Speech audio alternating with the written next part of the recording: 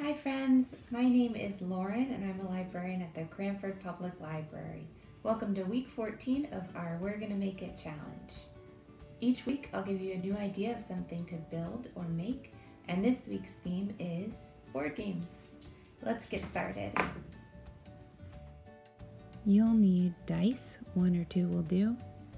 I found these in an old board game.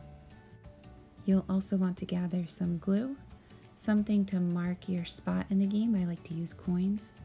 You'll need some markers, and you might use something different for this, but I have a nice little 1-inch hole punch, and I made a bunch of little circles using that.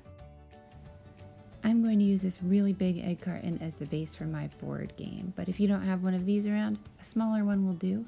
And the nice thing about these paper egg cartons is you can draw right inside. My board game has 30 spaces that I need to fill, and I'd like to make it kind of a mathy game, so I'm going to number each space 1 through 30.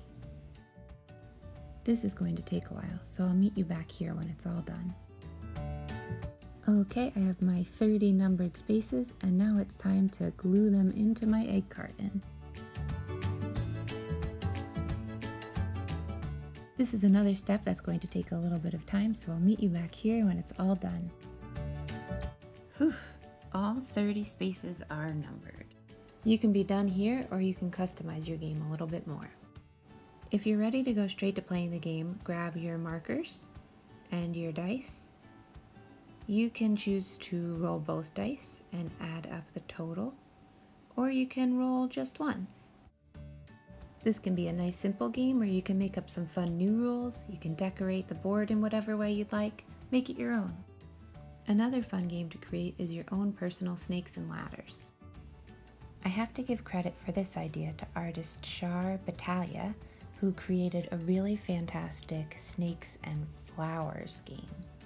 I decided to create my game to fit with the summer reading theme of Imagine Your Story, and that's how I ended up with Kraken and Nessies. In my game, you can climb up the neck of the Loch Ness Monster or ride down a tentacle of the Kraken. You can dress your game up a little bit by painting on a piece of wood. I didn't have a piece of wood, so I used a piece of paper, markers, and some watercolor paints. This is a really great opportunity to be very creative and imagine what you want your perfect board game to look like. I hope you enjoyed these ideas for board games that you can make at home. Remember, you can build using whatever supplies you have lying around. I can't wait to see what you create.